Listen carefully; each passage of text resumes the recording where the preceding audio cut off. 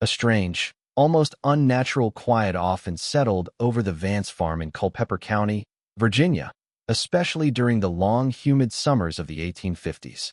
It was a silence that seemed to swallow the sound of crickets and the wind moving through tall corn. A stillness too deep for a home everyone said was full of children. For years, quiet rumors had spread along the dusty roads and in the general stores of the county seat. Questions grew in people's minds, but no one dared to look too closely at Harlan Vance's religious and successful appearance. Until one hot August afternoon, when a traveling preacher stopped for a simple meal and heard something that would uncover a truth far worse than any local talk. A truth that had been buried, literally, for years. Before we continue with the story of the Vance family, if you find yourself drawn to tales of history's hidden horrors and the unsettling truths that lie beneath the surface of everyday life, please consider subscribing to Liturgy of Fear. Your support helps us bring more stories like this one. Culpeper County, Virginia, in 1852 was a place of rolling hills, rich tobacco fields, and a strong sense of community. Life followed the seasons, planting, growing, harvesting. Families were usually large, and children were everywhere, their laughter and shouts carrying across the fields. The county seat, also called Culpeper, was a small but busy center with a courthouse, general store, blacksmith, and several churches, each one a strong part of the town's moral and social life. It was a place where a family's good name was built slowly, measured by their faith, hard work, and land. The Vance farm, far from the main roads, was one of the most successful in the area. Harlan Vance, the head of the family, had come to Culpeper about 15 years earlier. A serious man with strong beliefs, he bought a large piece of land, cleared it with endless effort, and built a solid farmhouse that showed his drive and hard work.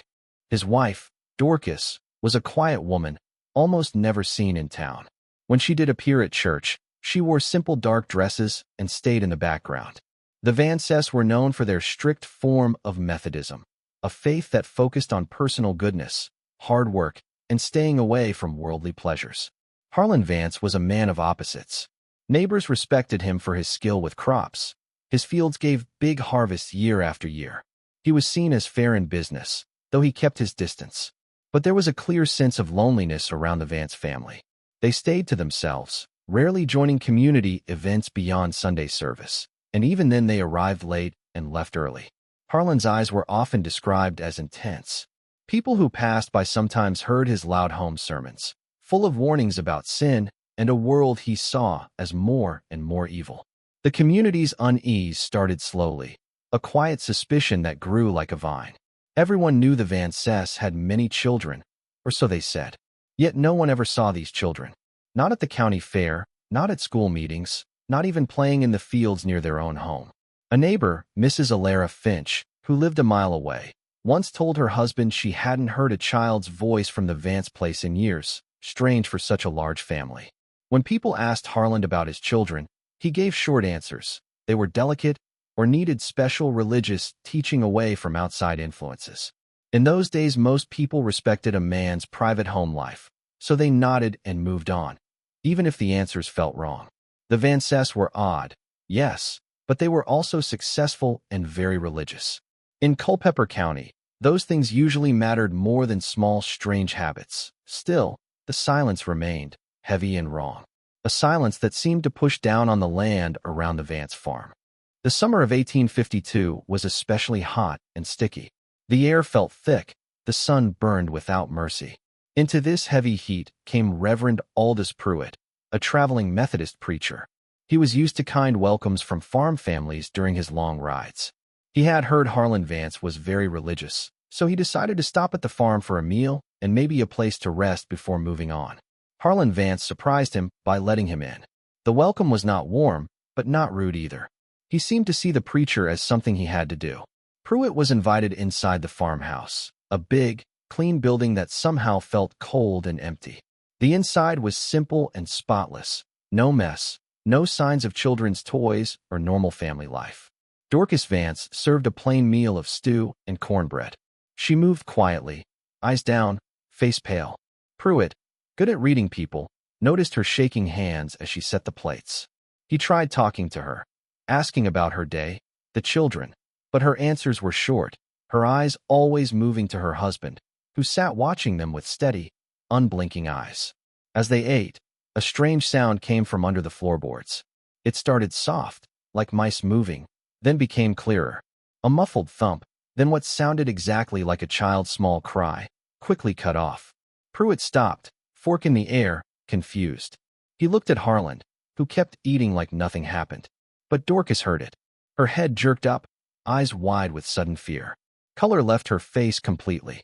A small gasp slipped out, and her hand flew to her mouth to stop a scream. For 1 second her eyes met Pruitt's, and in that look he saw not just fear, but deep pain and a silent cry for help. It was a look that would stay with him for weeks. Harland cleared his throat loudly. "Just the old house settling, Reverend," he said flatly. "Or maybe a stray animal in the cellar." Then he started talking about the evil outside world, moral decay, and protecting the innocent. Pruitt listened, but his mind stayed on the sound, the cut-off cry, and Dorcas's terrified face. He finished eating quickly, said no to staying the night, said he had to reach the next town. As he rode away under the setting sun, with long shadows stretching across the road, Dorcas's face stayed clear in his mind. He knew, with cold certainty, that what he heard was not the house or an animal. It was a child. And Dorcas Vance knew it too. The very next morning, Reverend Pruitt rode straight to the Culpeper County Sheriff's office. He told Sheriff Nathaniel Holt everything. The strange quiet of the farm, no children ever seen, Harland's short answers, and most important, the sounds from under the floor and Dorcas's deep terror. Sheriff Holt listened carefully. His face grew serious with every word. He had heard the quiet talk about the Vances before, but this was the first clear story from someone who was actually there. The old suspicion in the community finally had real ground to grow on. The Vance family had come to Culpeper County in the mid-1830s, about 15 years before Reverend Pruitt's visit. Harland Vance, then in his late 20s, bought a large piece of land far enough from town for privacy, but close enough to be part of the community. He was a man of strong will. In his first years he worked without stopping, turning wild land into good farmland. He brought a young wife, Dorcas, barely out of her teens, and a name for strict religious life. At first, people saw the Vances as hardworking and faithful, just a little quiet. They went to the local Methodist church, though Harland often said the preacher's sermons were not strong enough against sin. Soon he started his own services at home, loud enough that people passing by could sometimes hear his voice across the fields on Sundays. The first real sign something was wrong came slowly. Easy to ignore in a time when people respected a man's private home. Dorcas, who used to come to town sometimes, became almost invisible. Her once bright eyes looked dull, and a shadow seemed to follow her. When she did appear, she moved fast, avoided eyes, like a woman carrying a huge secret weight. Then came the children, or really, the lack of them. Records showed the Vances had several births over the years. But no one ever saw these children. Neighbors who asked were met with Harland's firm words about weak health or special religious teaching away from bad influences.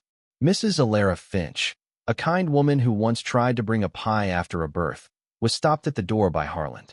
He said his wife and child were resting and needed no visitors. The pie stayed on the porch, untouched. Over time, these small things built up into a clear pattern of hiding and distance.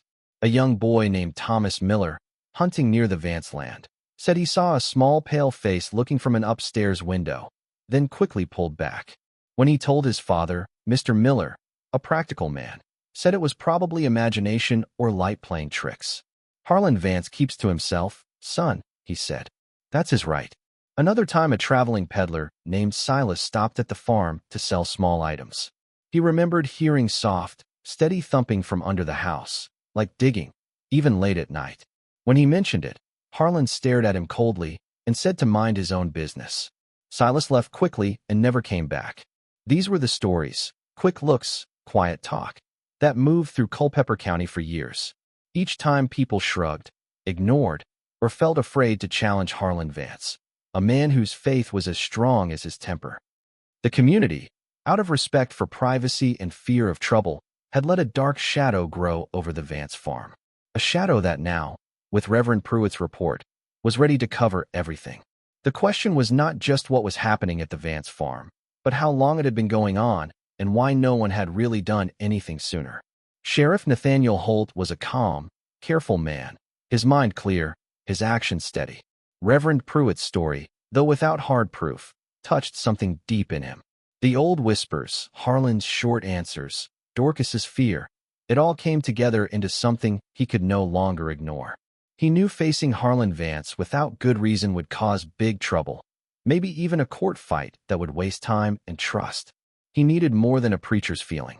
He needed facts. Holt started quietly. He checked county records first. The Vance land was large, taxes always paid on time. Birth records from that time were not perfect, but he found papers for several Vance children over the years.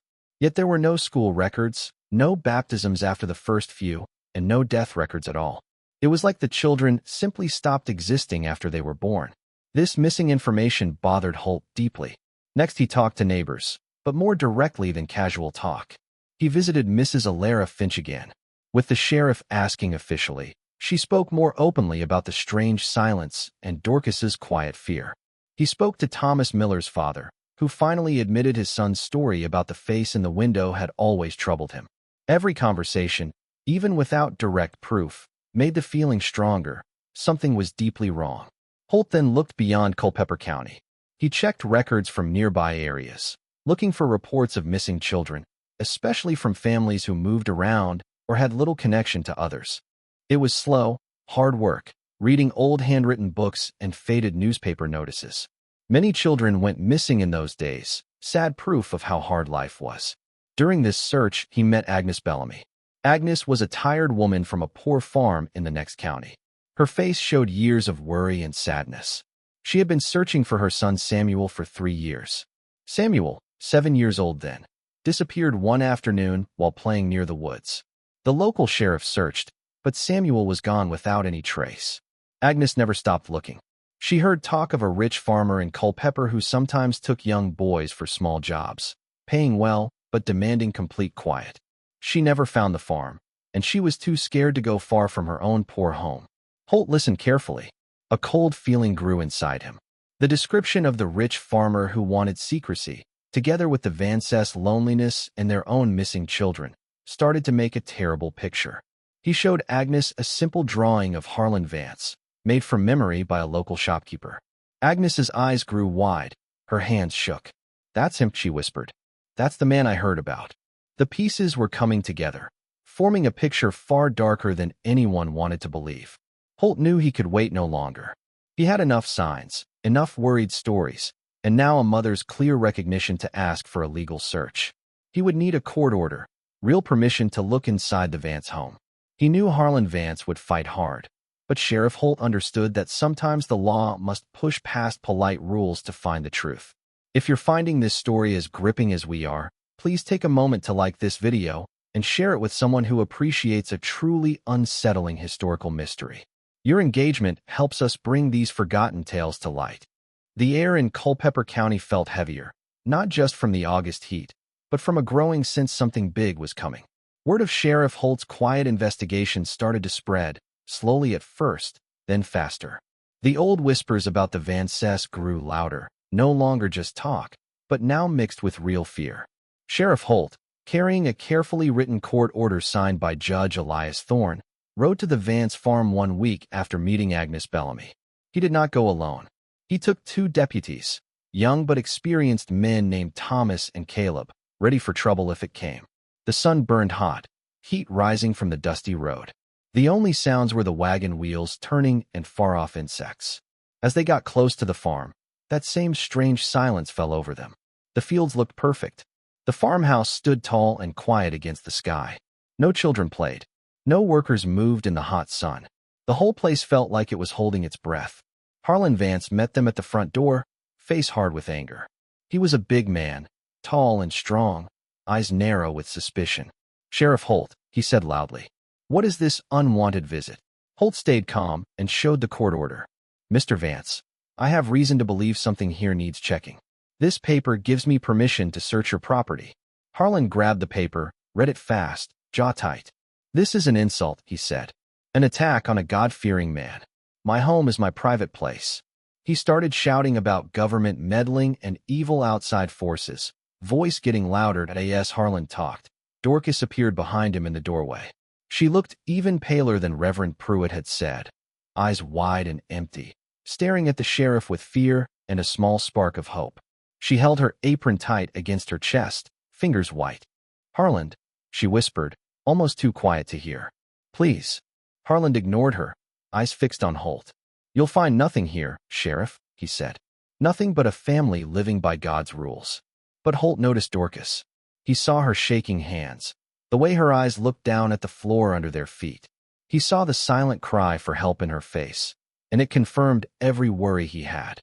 "Mr. Vance," Holt said, cutting through the shouting. "I'm here to make sure everyone on this property is safe. I must search." Harlan stepped forward, face twisted in anger. "You will not enter my house without my say, Sheriff." That was when Dorcas finally broke. A deep, painful cry came from her. She fell to the floor, body shaking hard. "No, Harlan, please," she cried. "No more. They'll find them. They'll find them all." Her words stopped everything. They hung in the air, a terrible proof of everyone's worst fears. Harlan froze, face white, strong body suddenly weak. He stared at his wife, then at Holt, pure panic in his eyes for the first time. Holt moved fast. "Deputies, hold Mr. Vance." "Mrs. Vance, where are they?" He knelt beside her, voice soft but strong. Dorcas, crying hard, pointed a shaking finger at the floorboards in the entryway. Under the house, the cellar, the passage." Her words were broken by tears, but the meaning was clear and horrifying. The deputies quickly held Harlan, who for the first time looked completely broken, his earlier anger gone, replaced by empty silence. Holt, heart beating hard, went to the spot Dorcas pointed at. He looked at the floorboards. They looked normal, clean and well kept. But then he saw it, a tiny line in the wood, almost invisible, along one wide plank. He pushed, and with a soft click, part of the floor opened, showing a dark narrow hole going down. A cold, wet-smelling breeze came up, carrying the faint smell of earth and something human. The hidden world under the Vance farm had been found. Sheriff Holt, heart tight, looked into the darkness. The opening was not a normal cellar door, but a hidden trapdoor made to look like regular floor. He got a lantern from the wagon, its light pushing back the black. What he saw made him cold. Below the house, a narrow tunnel dug by hand went down steeply into the ground. The walls had rough wooden supports, clearly built over many years of secret work. The air felt thick, wet earth, old air, and something else, something alive and trapped. "Deputies," Holt called, voice tight. "Watch the outside.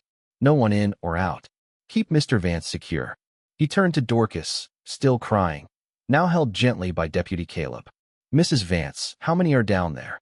Dorcas could only shake her head, tears falling. "So many, too many." Holt took a deep breath, readying himself. He knew this would be worse than he thought. He lowered himself into the tunnel, lantern light jumping on dirt walls. The space was small. He had to bend low. The air got heavier, warmer as he went down. He heard only his own fast heartbeat and the far sounds of the world above. After what felt like forever, the tunnel opened into bigger rooms. Not a natural cave, but rooms dug carefully from the earth under the house. The walls were packed dirt with more wood supports. The ceiling was low, making everything feel closed in and heavy. The first room had one weak oil lamp, almost out of oil. The air smelled of unwashed bodies, old food, and waste. And then he saw them. Children. They were crowded together, afraid and confused. Their eyes opened wide in the sudden light. Some curled into balls, others stared blank. Their clothes were simple, worn, many too big or too small, handed down many times. Their hair was dirty, skin pale and thin from no sun. Their bodies looked weak, almost too small for their ages. Holt counted, voice catching. 1, 2, 3, 17. 17 children, from about 4 or 5 years old to a boy who looked 16 or 17. They were completely quiet. No crying, no talking, only soft, rough breathing. That silence was the worst. Not peaceful silence, but silence from deep fear. He moved slowly through the dark rooms, lanterns showing the sad truth. The rooms were rough, but made for living. Straw beds on the dirt floor with thin blankets. A small table and stools in one corner. A bucket for waste in another. No toys, no books, nothing for children to enjoy or learn with. Only the smallest things needed to stay alive. In one corner, he found a small air shaft going up, hidden among tree roots outside. That was how they breathed, how air moved, even if stale. Holt came back up hours later, face serious, clothes covered in dirt. The deputies had calmed Dorcas. She sat on the porch wrapped in a blanket, staring at nothing. Harlan sat in the wagon, head down, earlier strength gone, now quiet and empty. 17 children, Holt told his deputies, voice rough. 17. Some look like Vances. Others, I don't know. The question of where the other children came from, and why Harlan Vance worked so hard to keep them hidden under the ground, became the dark heart of this terrible story. The answer, when it finally came, would shock the whole county and reach even the Virginia lawmakers. For those who appreciate the careful telling of historical events and the dark sides of human nature, consider becoming a patron of Liturgy of Fear. Your support lets us dig deeper into these lost stories. The discovery of the 17 children sent shock through Culpeper County and far beyond. At first, people could not believe it. Then came horror, then a strong need for answers. The children, blinking in bright daylight they had almost never seen, were carefully brought out from below. Their condition broke hearts. They were very thin from hunger, skin pale from years without sun. Their eyes, used to darkness, hurt in the light. Many looked smaller than their real age.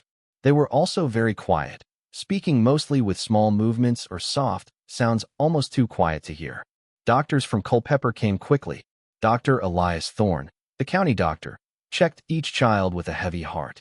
He saw clear signs of hunger and lack of sun that had made their bones weak. Even worse was their state of mind. They were terrified of open space, loud sounds, new faces. They held tight to each other.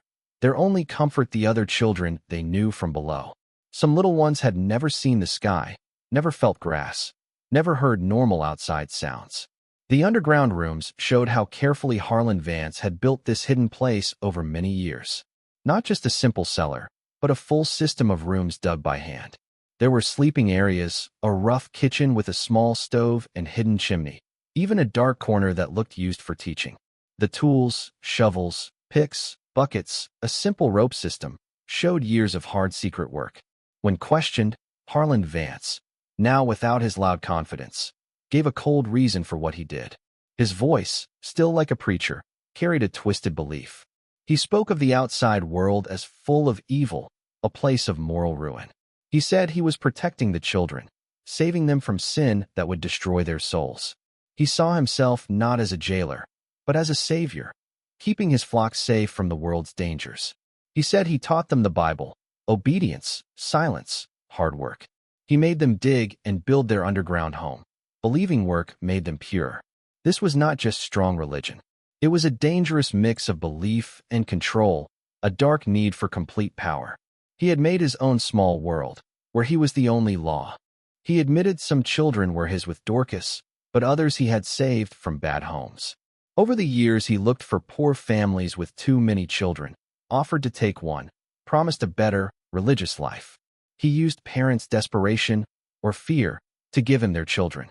Agnes Bellamy's son Samuel was one, now 10. He looked like a shadow of the happy boy she lost. His eyes empty, spirit broken. Other children were slowly traced from nearby counties, disappearances once blamed on runaways or accidents. Harlan had carefully taken these children, cut them from their past, and shaped them into his silent hidden group. The real shock was not just finding the children, but understanding Harlan Vance's deep madness, the planned cruelty under his holy appearance, and how he hid it all for years under the ground everyone walked on. The days after the discovery at the Vance farm were wild, spreading through Culpeper County and beyond. The story, once only quiet talk, now became big news in papers across Virginia and even up north. The huge size of the secret, years of hidden children, and the sad state of the kids shocked everyone. Harlan Vance was arrested right away, charged with taking children, keeping them locked up, and cruelty. His trial became huge. People came from far away to watch that he stayed proud, even in court, saying again he acted by God's will, saving souls from evil. His words, full of Bible and self-rightness, showed a man lost in his own twisted thinking. But the jury did not accept it. The clear proof of the children's suffering, thin bodies, deep silence, spoke louder than any sermon. Harlan Vance was found guilty on every charge, sentenced to life in prison. Many thought it was too soft, wanted hanging. He died in prison years later, still believing he was right. Dorcas Vance, his wife, was harder to judge. She was arrested too, but people saw her differently. Her testimony, weak and broken, showed years of fear and force. She had been trapped by her husband's strong will and growing madness. She had to help care for the children, make their small meals, keep their hidden world running, always afraid of Harlan's anger. The court saw her own pain and weak mind, showed mercy. She was sent to a state hospital to recover, later released to distant family. A woman forever marked by what she saw and was forced to do. The children's lives were different, many sad. The ones born to the Vances went to relatives or orphan homes. Others, like Samuel Bellamy, went back to families when possible. Agnes Bellamy held her son again, tears falling. A reunion both happy and painful. The boy she held was not the same one she lost. Many children had no families left, or families could not take them. They went to orphanages and charity homes. Lives changed forever by years underground. Their healing took a long time. Learning to live in a world they hardly knew. Learning to trust, to speak, to just be children. Many carried deep emotional scars all their lives, always feeling the weight of stolen childhood. The Vance farm, once a sign of success, became a place of shame. The house was torn down. The underground rooms filled in, buried again, like trying to erase what happened. The land was sold, but for years no one wanted to live there. The memory too heavy. It grew wild, a quiet reminder of the dark time it held. As we finish this terrible story, we ask you to think about the questions it leaves. What hidden things might be in our own towns? How often do we, by staying quiet or looking away, let shadows grow deeper? Share your thoughts in the comments below. The story of the Vance family left a deep mark on Culpeper County and on Virginia's conscience. It brought calls for better protection of children, more watchful communities, and questions about where private family life ends and public duty begins. But even with new laws and public anger, one question was never fully answered. A question that stayed like the heavy summer heat over Culpeper's fields. How many people knew, or at least guessed, and said nothing?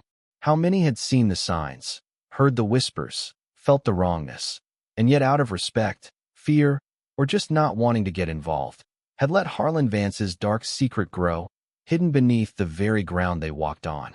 For years, it was a question that haunted the county, a silent blame against a community that perhaps unknowingly allowed a great evil to live right among them.